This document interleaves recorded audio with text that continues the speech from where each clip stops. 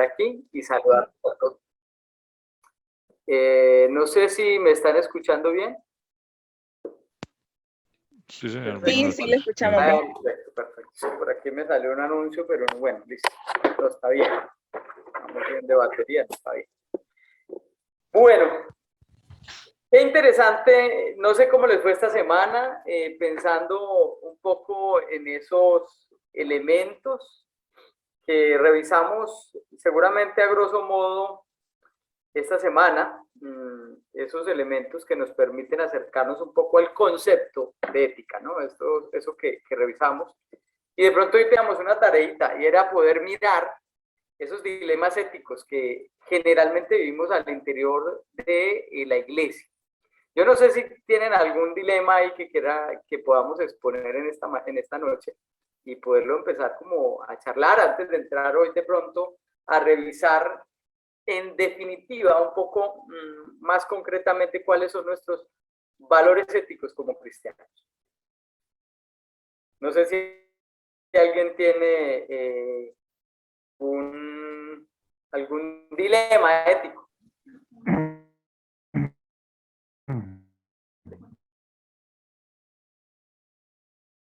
Dios les bendiga. Dios les bendiga. Hay un dilema que actualmente es un talón de Aquiles, porque mucha gente lo utiliza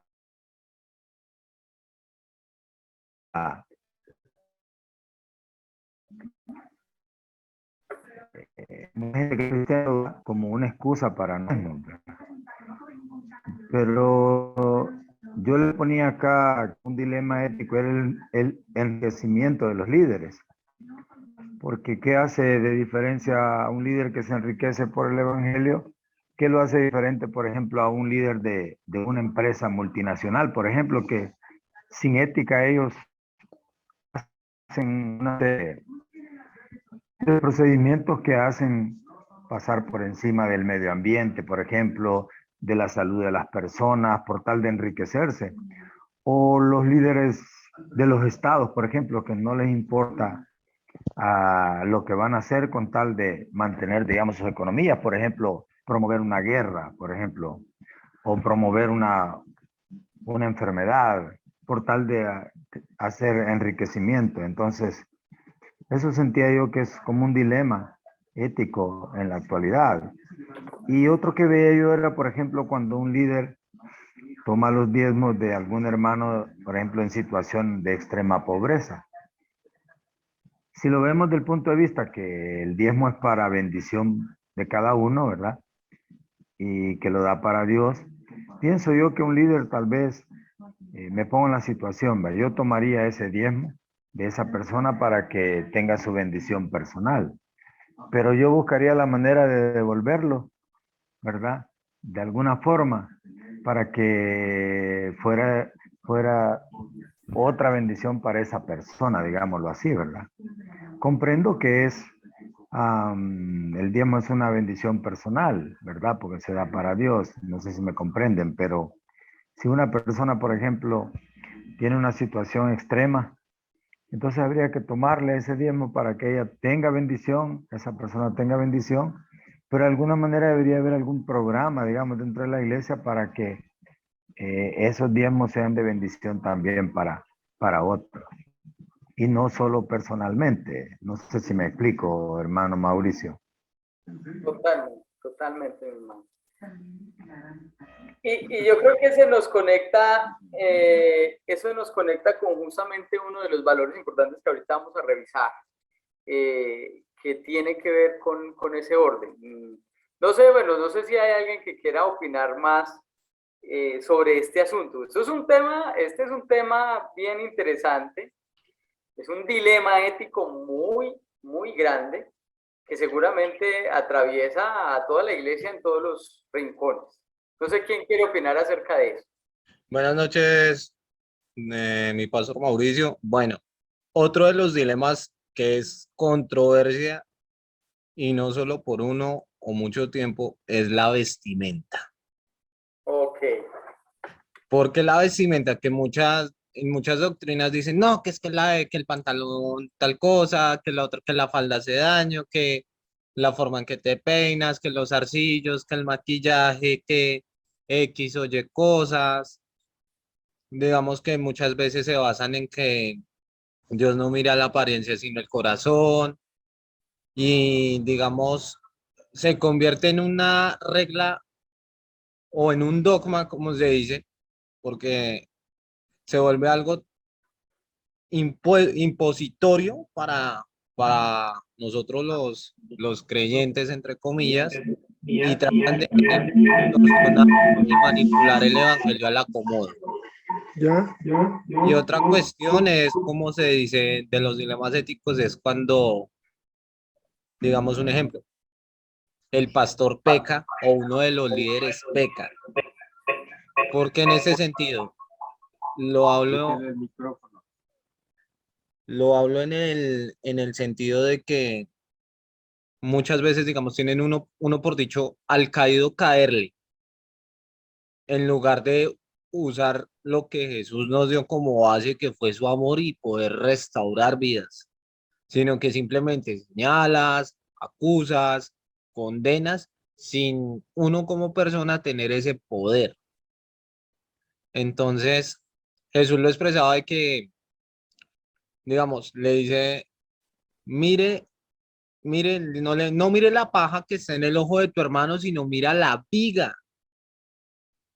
O sea, mira la parte enorme de lo que usted tiene para andar juzgoneando y dañando a otros. Esos son como los dilemas morales que ahorita están afectando mucho a las congregaciones en este tiempo. Interesante, interesante esos dilemas que estamos exponiendo. ¿Algún otro dilema dentro de este ejercicio? Buenas noches, pastor. ¿Me escuchan? Buenas noches, Buenas hermano. noches, bendiciones a todos. Dios les bendiga enormemente a todos. Gracias por este espacio. Bueno, no sé, bueno, la mayoría de las iglesias, bueno, yo estoy aquí en Bogotá, Colombia. Pues aquí hay iglesias grandes, pequeñas como todo lado, pero se ve mucho en las iglesias grandes, donde pues uno nota que el pastor es como una estrella de rock, ¿no? O sea, él es o sea, cuando usted lee el Evangelio, pues, digamos por el contrario, Jesús era una persona muy humilde, ¿no? Siempre, o se habla mucho de la humildad, se habla mucho de dar el servicio a los otros, pero en esas iglesias uno nota que el pastor es como, él se hace notar como una estrella, como nadie puede acercársele, si usted quiere hablar con el pastor tiene que pedir una cita, o sea, es más fácil hablar con el presidente que con el mismo pastor y no tiene una calidad de servicio, porque pues ellos son egocéntricos, lo que decía ahorita el hermano, pues si alguien comete un error, pues de una vez los satanizan, los sacan. Entonces no ve uno como ese valor de servicio y se ve una escala jerárquica en la iglesia, ¿no? El pastor por allá arriba, en una parte muy alta.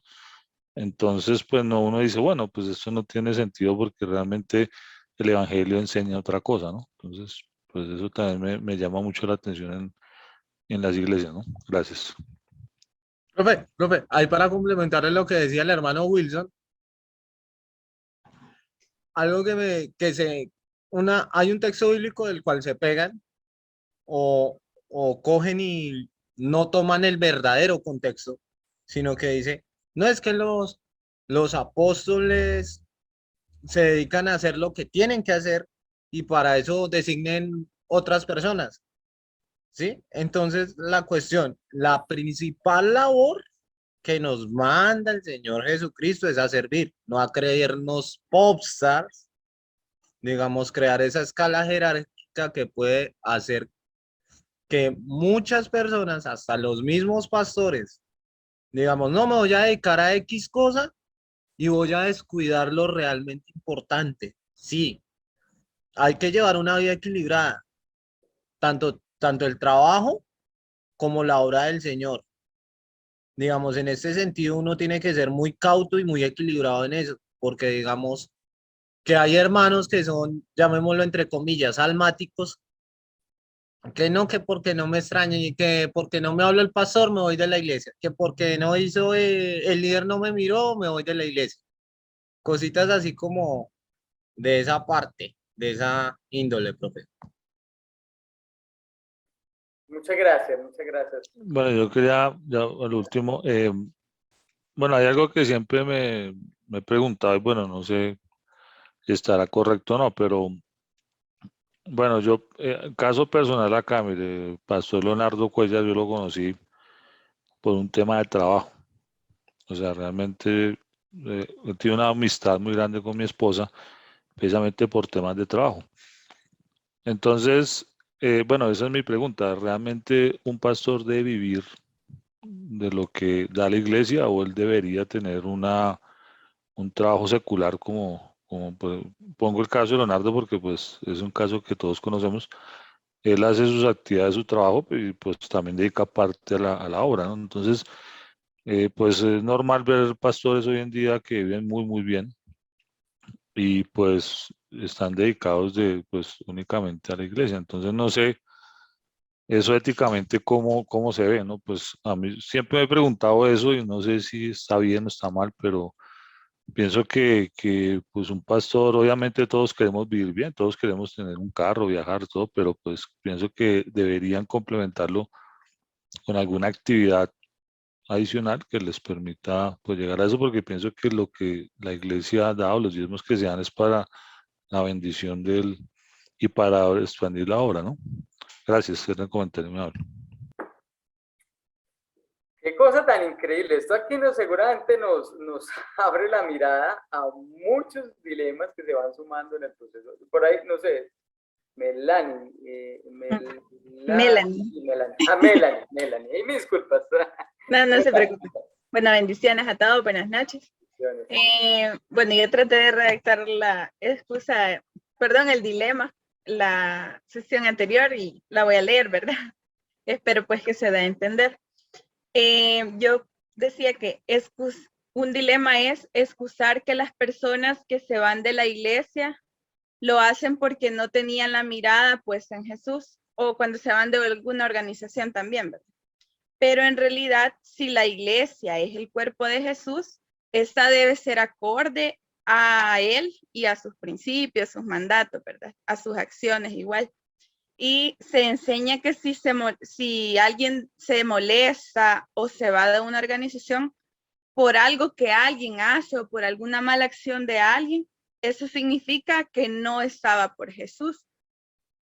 Aquí suele suceder ese tipo de excusas, ¿verdad? Cuando alguien se va, excusan que por eso se ha ido la gente y al final siento yo que le dan una patada a la gente prácticamente, la atacan y al final no tratan la manera de enmendar o de tratar de solucionar como las malas acciones, ¿verdad? Eliminar esas malas acciones que hacen que la gente se vaya de la iglesia. Ese era mi dilema. Muchas gracias, Melanie. Muy interesante ese dilema que expones aquí. La acepción de personas. Increíble. Bueno, yo sé que, no sé si tienen más dilemas. A ver, yo pregunto. ¿Más dilemas? Sí, aló. Ancita. Mi hermano, Dios le bendiga. Amén. Escuchando todos estos puntos, hay muchos puntos que todos son importantes, pero también pues me refiero al tema de los diezmos, porque uno encuentra en la Biblia que los diezmos desde el Antiguo Pacto, el Antiguo Testamento al Nuevo Testamento, los diezmos eran para el huérfano, para la viuda, para el migrante. Malaquías dice, trae los diezmos el alfolí, y ahí el texto dice, para que haya alimento en mi casa. ¿En cuál casa? En la casa del Señor, para todos estos, ¿cierto? Pero hoy en día se ve que no es así. Y nos atreven a decir que malditos somos, o los pastores dicen que no van a entrar al reino de Dios porque se roban los diezmos. Pero ellos no aplican lo que dice la Biblia. Se requiere para vivir bien, carros lujosos, y muchas veces, porque a mí me ha pasado, yo en Panamá trabajé y nunca he estado trabajando allá, y en este momento los hermanos, estoy aquí en Colombia ahora y me han mandado, pero nunca lo que yo hacía allá y lo que Dios me daba, yo participaba, los hermanos es lo que yo siento y lo que veo en la Biblia. Pero uno ve en las congregaciones que hoy en día se atreven a hasta a veces decir que no va a entrar al reino de los cielos porque es ladrón, pero es que los diezmos, bíblicamente en el contexto, los sacerdotes vivían de los diezmos, me parece, ¿no? Entonces quisiera saber sobre ese punto. Ay, ay, ay. Ustedes, hermano, me ponen un dilema ético a mí hablar aquí, pero muy interesante. Definitivamente hay muchos elementos, y lo digo desde mi profesión, y permítanme poner esto de manifiesto. Recuerden, yo soy psicólogo, y mi trabajo es eso, la psicología. He atendido a muchas personas en consulta de distintas denominaciones y traen sus dilemas éticos a estos espacios. Y la verdad que hay mucho que decir, como decía el apóstol Pablo, mucho que decir, difícil de explicar, pero creo que tenemos que centralizar todo a lo que nos dice la Biblia, ¿no? Al concepto bíblico. Y por eso la importancia allí de leer las escrituras, de estudiarlas, de no tragar entero, de profundizar, de preguntar, de indagar, de abrir nuestra mente a expandir esas estructuras del pensamiento, porque la palabra de Dios, que es viva y eficaz, nos da la respuesta a absolutamente todos los interrogantes. Hoy estamos hablando de dilemas éticos. Hoy estamos hablando de la necesidad de empezar a establecer una coyuntura a partir de esos dilemas éticos y cómo transversalizarlos con nuestros modos de vivir sabiamente. Vamos a intentar, yo voy a intentar dilucidar un poco esto para que entremos en el tema importante. Los diezmos, la vestimenta, la vanagloria del pastor, el error del pastor, bueno, seguían repitiendo los diezmos, la acepción de personas. Todos y cada uno de estos elementos tienen obviamente un contexto. Cuando hablamos de diezmos, pues hay un contexto sobre el cual se ha regido el tema de los diezmos. Pero si vamos a ver, por ejemplo, el apóstol Pablo, él no vivía de los diezmos directamente, o sea, sí tenía, obviamente vivía de la ayuda de los demás, pero él también era portador o aportaba para la iglesia. ¿Cuál era el trabajo de Pablo? ¿Quién se acuerda cuál era el trabajo de Pablo? ¿Qué hacía él? Vendía tiendas. Arreglaba y vendía tiendas, porque en ese tiempo era la casa de la gente, eran los lugares donde muchas veces la gente habitaba en tiendas, o lo usaban para distintas acciones. Pablo trabajaba. Seguramente los discípulos de Jesús tuvieron una particularidad, y es que como estuvieron con Jesús directamente y fueron los encargados de expandir el reino, no quiere decir eso que no trabajaban, o sea, lo hacían, pero había un tiempo más determinado en la obra de Dios y pues obviamente vivían de eso, pero sí habían unos digamos, normas, requisitos muy claros y contundentes a la hora de manejar las finanzas. Claramente Jesús les enseñó a vivir ligeros de carga, ¿sí? A vivir livianitos, porque es que la obra de Dios definitivamente necesita que ese pastor, ese líder, ese discípulo, no esté en función de la vanagloria de la vida, sino en función específicamente de llevar el evangelio. Lo demás se dará, lo demás seguramente aparecerá, pero específicamente frente al dilema de los diezmos, creo que es un tema, primero de principio personal, que no nos entra o nos saca del cielo. Ojo con eso. Es un principio personal. Yo veré si quiero vivir o no, o yo quiero, digamos, diezmar o no. O sea, eso es una vaina muy personal y Dios con uno no me mete. Dios me bendice independiente de... cuando yo tengo un corazón dispuesto, cuando yo tengo un corazón donde he visto la gloria de Dios en mi vida, por todo lo que hace, pues A mí me nace diezmar. ¿Qué hagan con ello? Bendito Dios, no sé. Ahora, frente a este concepto y uno que ponía el hermano Wilson ahorita, los pastores deberían de vivir de los mismos o deberían de hacer algo diferente. Pues les cuento que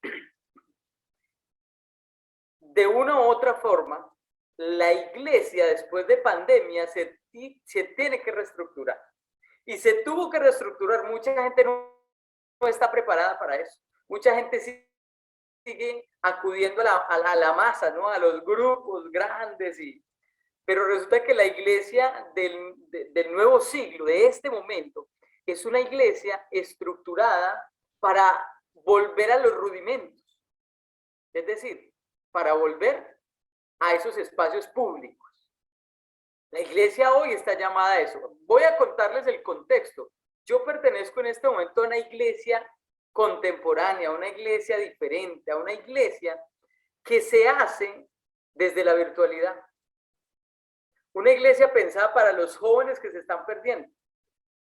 Una iglesia que no cuestiona sobre ciertos conceptos, digamos, de la actualidad de los jóvenes, que se basa en lo importante, en llevar gente al cielo, que la gente sea feliz mientras llega, pero que de una u otra manera sea pensante a la hora de hacer su ejercicio cristiano. Entonces ustedes nos van a ver haciendo iglesia en el lugar que nos presten. Si nos prestan un café, allá vamos a hacer la iglesia. Nos han prestado colegios, nos han prestado bares, nos han prestado todo lugar, y allá vamos y hacemos iglesia. Vamos y reunimos la gente, gente nueva llega y gente encuentra a Jesús. Entonces, cuando hablamos del tema de los diezmos, por ejemplo, estamos hablando de una iglesia en la contemporaneidad que tiene que equilibrarse porque hay necesidades sociales, porque hay un concepto ético o un valor ético que nosotros tenemos que representar, que es la solidaridad. Y la solidaridad me implica a mí entender que si hay unos recursos, esos recursos tienen que ser mediados para todos. Y creo que ahorita en pandemia fue un ejercicio, mejor dicho, la pandemia y específicamente el tiempo en que nos encerraron, fue un tiempo para evaluar claramente a la iglesia. La capacidad que tenía la iglesia de manejar sus recursos, de dar de todo lo que recibió. Y hablo de las instituciones como tal. Y eso fue algo que seguramente a muchos movilizó y a muchos sacó de las iglesias. Un dilema bastante complejo que sería un capítulo aparte que revisar, pero en concreto, creo que más allá si el pastor vive de los diezmos o tienen negocios aparte, digamos que hay una voluntad, una disposición, una libertad de hacerlo. Si el pastor vive de los diezmos, tiene que ser muy responsable con ellos. Y realmente tiene que mostrar solidaridad para con todos. Y conozco a grandes pastores que hacen el ejercicio y lo hacen bien. Uno ve que tienen bendición, pero esa bendición la comparten, esa bendición no se niegan a la necesidad del hermano. Y si el hermano necesita, ellos se quitan el bocado de la boca y se lo dan. Porque esa es de una manera u otra lo que Jesús nos está invitando. A compartir mi pan con el hambriento. Pero también he visto otros pastores, tal vez como el mío, que tiene su negocio y tiene su negocio aparte y hace iglesia. Inclusive su negocio es una oportunidad para hacer iglesia, porque él tiene un café donde se vende café y se potencia el tema de la cultura cafetera para nosotros, etcétera, etcétera, y desde ahí se hace iglesia. Entonces, independientemente de eso, el diezmo es una actitud primero de mi corazón. Que se haga en la iglesia, eso es independiente a mí. Sin embargo, el líder, el pastor, creo que sí tiene que tener un alto sentido ético de responsabilidad con los recursos que está manejando. Porque los recursos no son de él, son de Dios, que es lo peor. Y ese pastor que no identifique que los recursos son de Dios, se vuelve no un administrador, sino un poseedor de los recursos de Dios. Y seguramente tendrá que vérselas con el patrón. Acuérdense de la parábola del talento, al que le dio 1, al que le dio 3 y al que le dio 5. Esa persona va a tener que rendir cuentas a Dios si no hace uso de sus talentos, de esos recursos de manera clara. Otro dilema que ponían en la vestimenta, no quiero irme a profundidad en esto, pero digamos que estos conceptos están mal enfocados porque se toman ciertos criterios y se vuelve cultura, se vuelve en verdad a partir de la cultura. Culturizamos ciertos criterios como verdades absolutas, pero no identificamos el contexto. Cuando la Biblia, por ejemplo, nos habla del vestido, de la dignidad del vestido, estaríamos hablando específicamente de esa moral, de esa ética y de esa moral que nosotros tenemos que tener frente a nuestro verdadero vestido, nuestra conducta. Lo que vistamos seguramente va a ser correspondiente a la conducta interna de mi corazón, ¿sí? Entonces no es porque vistamos de corbata que vamos a ir al cielo al que no, sino entonces podríamos aquí revisar nada más en el contexto colombiano, por ejemplo. Hay culturas específicamente que las mujeres, por ejemplo, tienen los senos al aire libre. Todavía tenemos culturas aquí en Colombia. Entonces esas personas no pueden concebir a Dios. Vean, miren, en una cosa tan sencilla como esta, hay una cultura acá en Colombia, de los chamí, de esa cultura, eso se llama, bueno, se me va el nombre, de los chamí, hay otra etnia específicamente, que cuando se les llevó el evangelio, le tocó cambiar en la traducción para ellos el concepto del pan. Cuando decía ahí que Jesús es el pan de vida, ellos no lo entendían porque ellos no comían pan. ¿Y sabe cómo les tocó ponerle? Plátano. Jesús es el plátano de vida. Porque para ellos era más simbólico el plátano. ¿Me hago entender? Hay conceptos. Dios no es acultural. Dios conoce las culturas, conoce el corazón de cada ser humano en los distintos contextos. Entonces, no podemos basarnos en criterios tan legalistas o doctrinales que inclusive no están basados en la Biblia, que están basados en un texto sacado de contexto. Entonces hay que ser muy rigurosos a la hora de revisar el evangelio, porque por eso muchas personas están, a ver, yo no estoy diciendo quedando sin Dios porque están en el Señor, pero se están quedando sin la riqueza de compartir el evangelio en un marco cristiano. Y yo acá tendría muchísimas cosas que contarles al respecto, pero no quiero ir allá. La vanagloria del pastor. Sí, lamentablemente, como la Biblia lo indica, hay muchos amadores de sí mismos. Y lamentablemente están en nuestras iglesias también. Pero eso tiene una razón de ser, no es que lo hagan por intereses. Muchas veces es cosas como esta, miren. Muchas veces hay personas que anhelan el obispado, el liderazgo, fruto de que de una u otra manera hay un efecto de reconocimiento o de falta de reconocimiento de sí mismo. Es decir, son personas que han sido vulnerables, son personas que han sido rechazadas, señaladas, y llegan de una u otra manera en Cristo a crecer, que dejan de identificar de dónde vienen y de una u otra manera se ponen el vestido del líder y empiezan a hacer lo que hicieron con ellos. Entonces, también la Biblia señala específicamente cuáles son las características del que anhela el obispado, el que anhela el servicio. Y específicamente habla de eso, de que son personas que tienen que estar dispuestas para los demás, no para pisotear o vanagloriarse de lo que están haciendo, porque volvemos a lo mismo, los recursos son de Dios, los talentos son de Dios, no nuestros, no nuestros. Por lo tanto, Es una responsabilidad ética, moral del cristiano identificarse con Cristo, no con sí mismo ni con lo que necesita. Y eso ya cambia la mirada respecto de mi vida cristiana. Mire, la Biblia dice que nosotros somos vasijas de barro, donde se deposita la excelencia del conocimiento de Dios, para que la excelencia no sea mía, sino de Dios. Somos vasijas de barro. Y lo bonito que hay en nosotros es que Dios nos dio forma como vasijas para que su conocimiento esté en nosotros. En últimas, somos vasijas de barro frágiles, nos quebramos.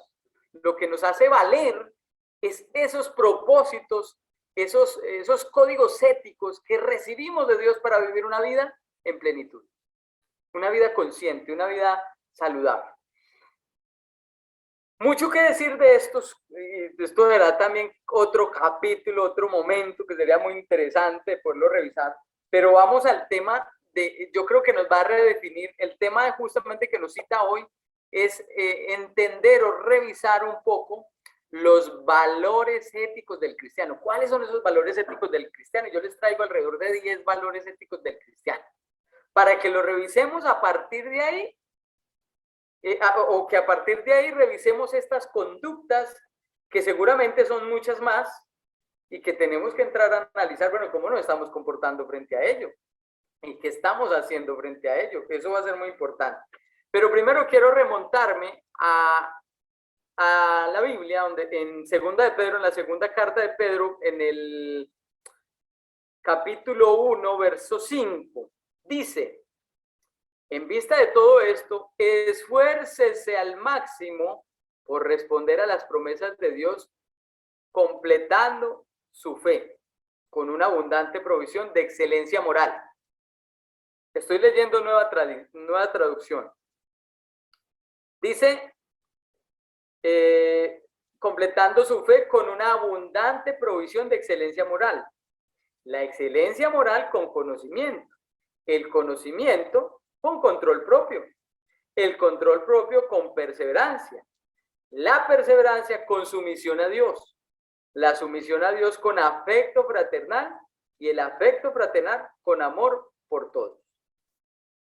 La traducción Reina Valera también tiene una forma muy bonita, pero me gusta esta porque aquí nos expresa un poco más específicamente la importancia de añadir a nuestra fe virtud, y esa virtud acá dentro del contexto de la excelencia moral, virtud como excelencia moral.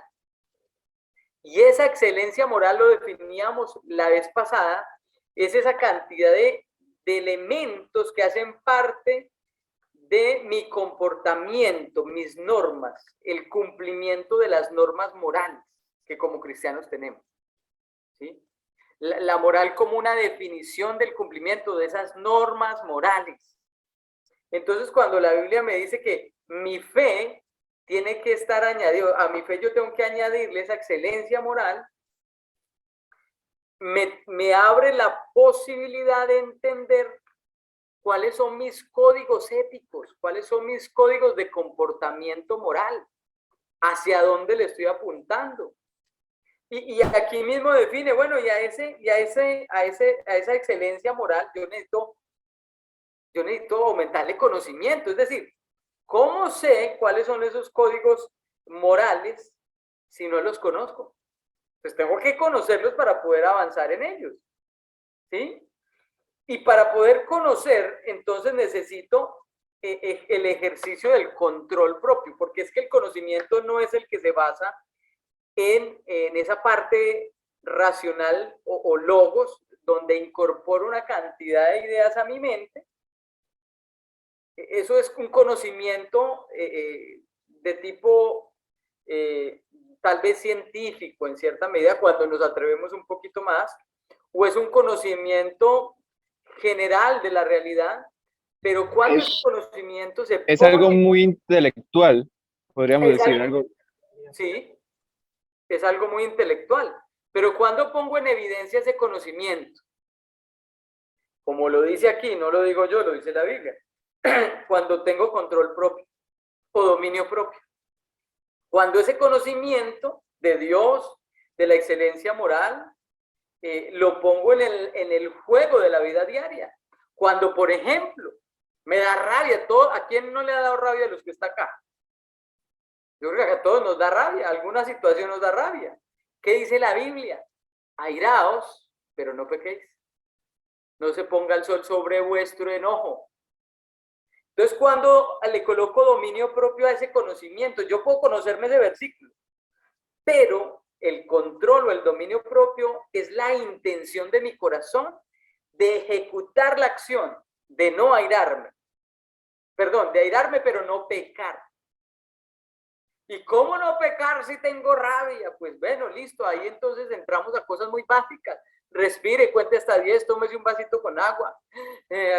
Primero piense antes de actuar, que eso es lo que Jesús nos invitaba.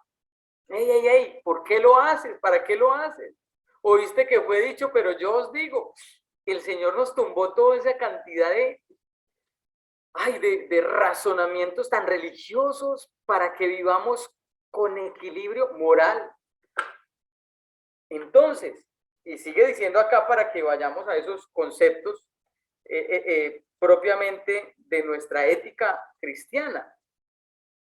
A ese control propio yo le tengo que poner perseverancia, porque una cosa es que yo, poniendo la misma referencia del airarme, yo hoy me dio rabia hoy, y hoy me logré controlar, pero yo no sé si mañana voy a poderme controlar, y lo que me está invitando es que ese control o ese dominio propio sea una condición permanente en mi vida. Que yo permanentemente esté dispuesto a tener autocontrol a partir del conocimiento de esos códigos éticos morales en mi vida. ¿Sí? ¿Cómo vamos hasta ahí?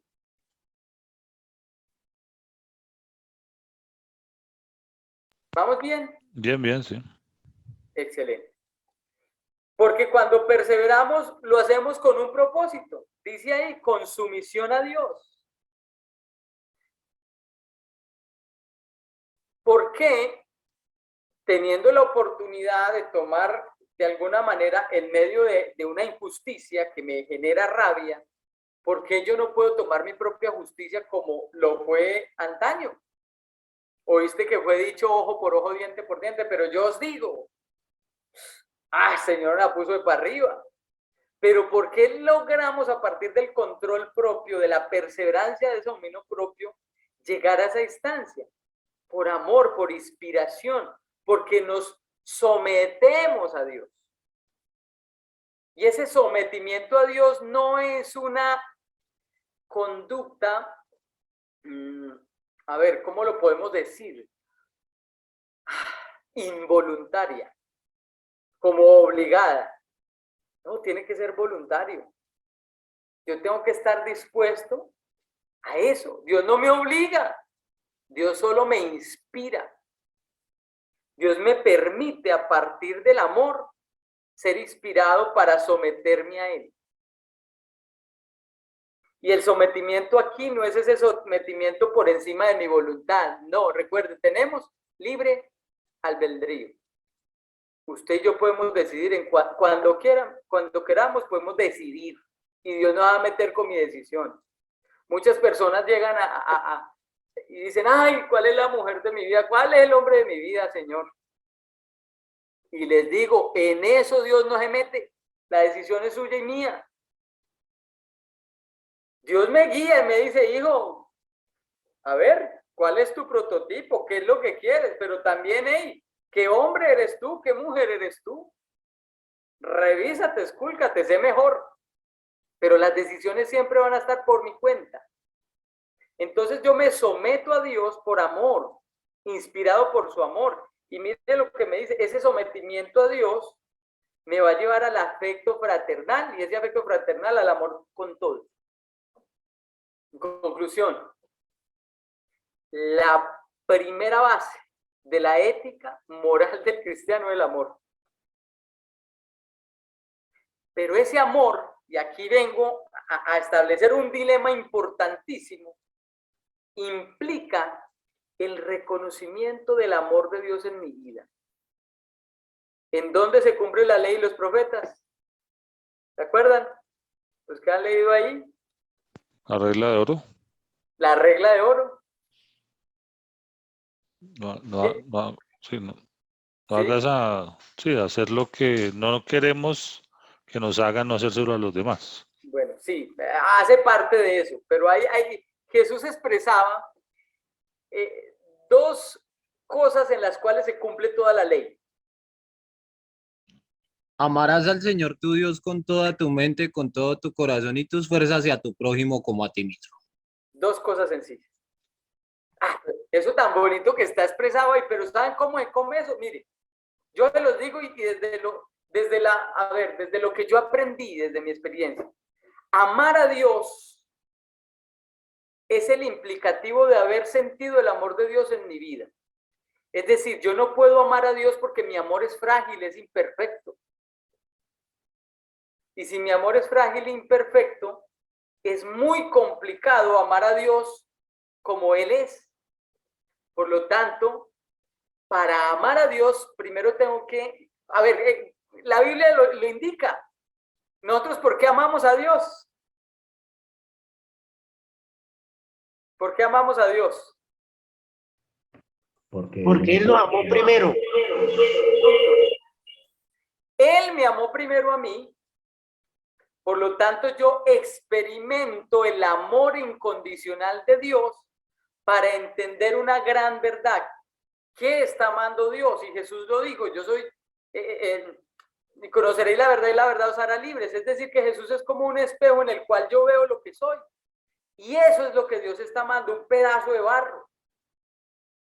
Entonces, cuando yo miro ese barro y digo, uy, tú amaste este barro, yo empiezo a amarlo, pero a identificar que yo necesito mejorar, que yo tengo que amar este barro que yo soy, porque en la medida en que me dejo amar por Dios y me amo, soy moldeable.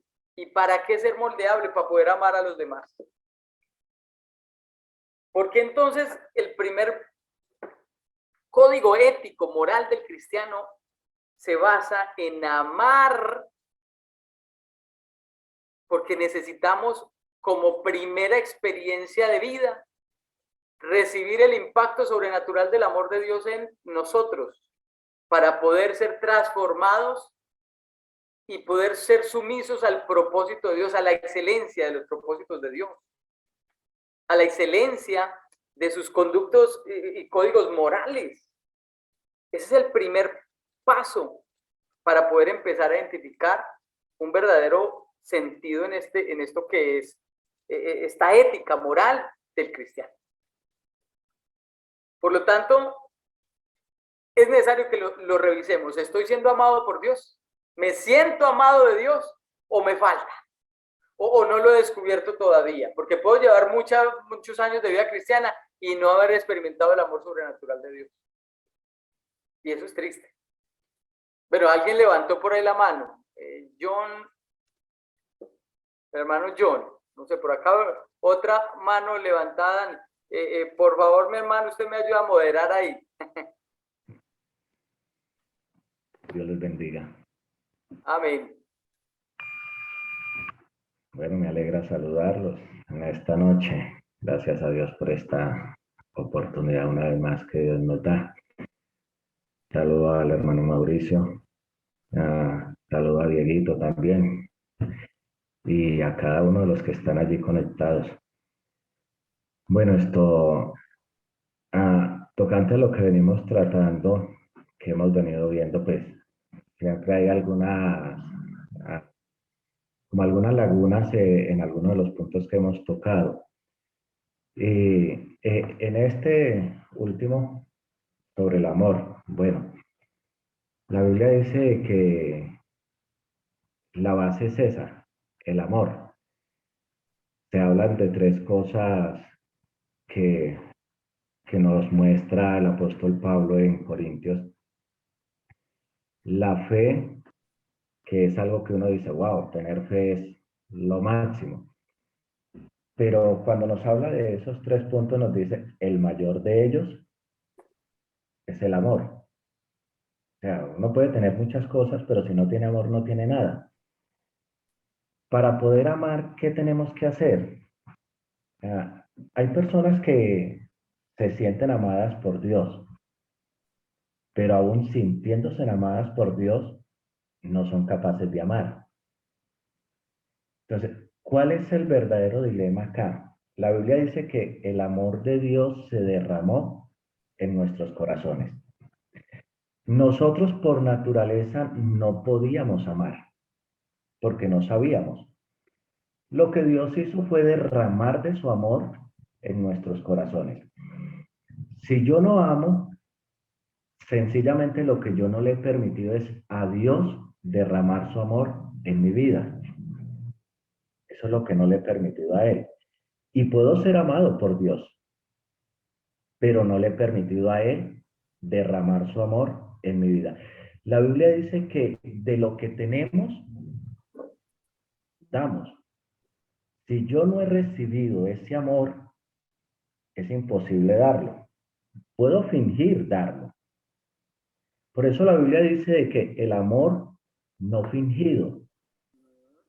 Porque muchas veces se recibe amor de X o Y persona, pero cuando llega el momento de experimentar si ese amor es verdad, que ese amor va a ser sometido al fuego, entonces es donde se sabe si fue amor de verdad o fue un amor fingido.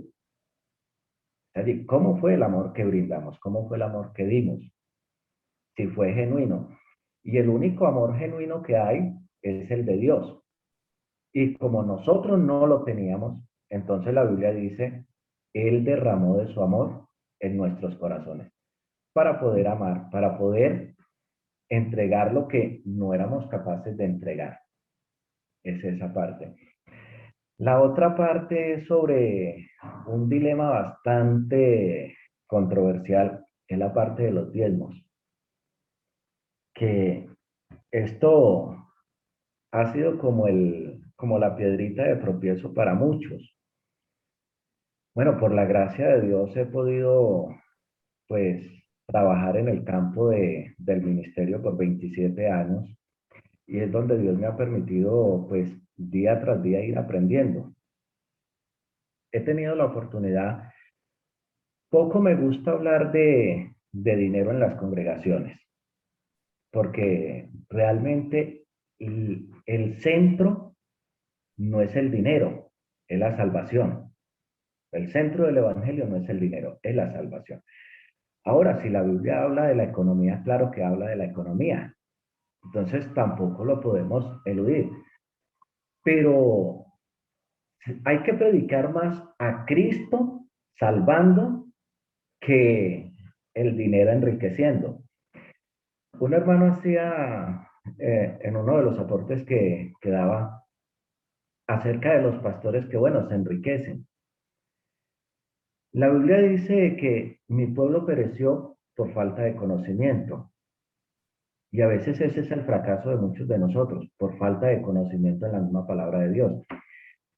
La Escritura dice de que vendrían algunos que predicarían a Cristo por envidia. Eso tenemos que tenerlo presente. Y mirar de qué manera se está predicando a Cristo. Se predicaría por envidia. Otros por contiendas. Otros por vanagloria. Otros por riquezas deshonestas o ganancias deshonestas. Entonces, no es el hecho de mirar, no, es que los pastores, no, es que la Biblia lo dice y nosotros no podemos quitar lo que ya está establecido. Hay un texto muy bonito en Primera de Corintios, el capítulo 11, donde se habla acerca del abuso en la cena del Señor. Y el apóstol Pablo les hace un llamado fuerte precisamente a esa congregación. Y en el capítulo 11, verso 17 en adelante dice, pero al anunciaros esto que sigue, no os alabo, porque no os congregáis para lo mejor, sino para lo peor. O sea, no se congregaban para algo bueno, sino para algo malo. Y uno dice, bueno, ¿y quién se va a congregar para algo malo? Pero esta congregación lo hacía.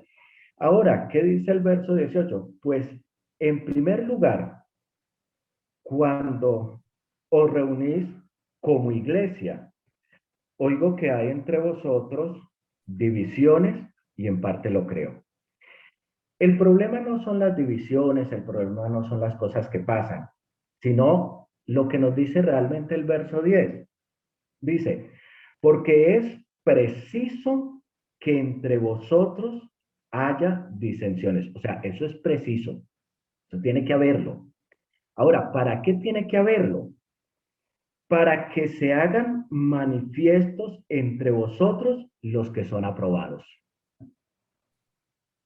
Ese es el propósito. La Biblia dice que la cizaña crece con el trigo. No se puede evitar. Es lo que yo decido. Aquí el texto dice, es preciso que esto ocurra. O sea, esto es preciso que ocurra. Ocurriendo esto, se hace manifiesto los que son aprobados y los que no lo son. Ahora la preocupación de quién tiene que ser, mía. ¿En cuál de esos lugares quiero estar? ¿Entre los que son aprobados o el que no lo es? Esa decisión es mi comportamiento ético y moral. Eso es lo que me va a llevar a mí a realmente ser diferente para no estar allí, porque todo esto va a ser probado dentro de las congregaciones, dentro de las organizaciones, todo eso va a pasar. Pero cuando eso sea, tengo que mirar es cómo es mi comportamiento, cómo es mi actuar como creyente, como hermano, como pastor, porque vamos a ser probados. La escritura dice que cada uno mire cómo sobreedifica. Mire cada uno. O sea, no miremos cómo sobreedifica el otro. Tengo que mirar cómo sobreedifico yo. Porque al terminar esto, es donde yo voy a ser probado. Yo voy a ser probado. Eso es algo que tenemos que mirar. En la parte de los diezmos, que es el tema duro, Controversial. Qué pena, hermano. congregación. El tiempo, tengamos en cuenta el tiempo, mi hermano. Sí, señor. Voy a concluir acá. Entonces, no quisiera dejar pues de pronto esto así como volando. Entonces, quisiera que me regalaran el tiempo para poder hacer esta parte. Hágale, hermano. Cuando miramos nosotros en la parte del diezmo, siempre le he enseñado a la congregación que, primero que todo, Dios no necesita. Y eso lo sabemos todos. Dios no necesita dinero. ¿Por qué no necesita dinero? Porque Él es el dueño de todo. Pero si Dios no necesita dinero, ¿para qué se implementó el diezmo? ¿Por qué se implementó? El diezmo está puesto precisamente es para probarnos. No es para otra cosa. Para probar nuestra fe. Para probar nuestra confianza en Dios. Para probarnos en qué realmente estoy agradecido con Dios. Cuando uno le enseña a la congregación de que si da, va a ser bendecido, podemos estar cometiendo un error, porque hay hermanos que diezman y no siempre son bendecidos. Tienen problemas, tienen alguna dificultad. Entonces, si nosotros solo mencionamos esto, hacemos a Dios mentiroso. Cuando nosotros diezmamos porque estamos agradecidos. No diezmo para que Dios me dé, diezmo porque ya Dios me dio. Eso lo hago. Cuando vemos nosotros el texto de Malaquías, que es un texto muy citado para, digamos, manipular. Hermano, qué pena interrumpirle. yo sé que el argumento que está planteando es un argumento eh, bastante puntual bíblicamente, pero creo que la conversación puntual sobre el diezmo dentro de los parámetros de la ética encajaría más en la clase que damos de mayordomía, porque tiene que ver ya con esa área específica de la mayordomía, de cómo se administra lo que Dios pone en nuestras manos y toda esa regla.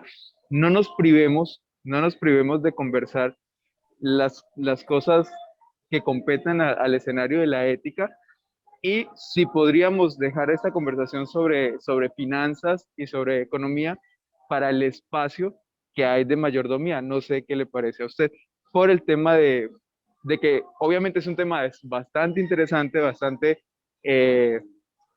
necesario también de desmenuzar y de profundizar, pero si lo hacemos en el momento y en el espacio designado para eso, creo que nos podríamos extender mucho mejor. No sé qué piensa usted.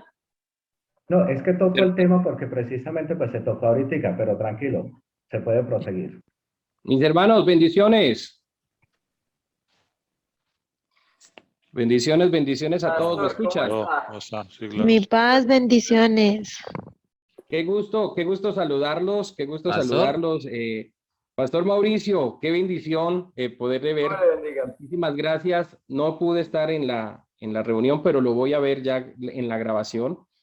Quiero agradecerte mucho por este tiempo que has sacado para apoyarnos, ayudarnos en esta área tan importante como lo que tiene que ver con la ética. Es una gran bendición. Gracias a todos los hermanos que están conectados.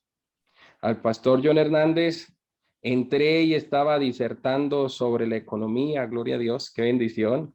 Yo dije, esto está bueno, porque entra uno y ya están hablando de plata, de dinero aquí. Esta cosa me puso buena. Pero me alegra mucho me alegra mucho verlos conectados a todos. Un saludo muy especial desde acá, desde México. Ahorita estamos acá en Ciudad de México con mi esposita, trabajando muy fuerte.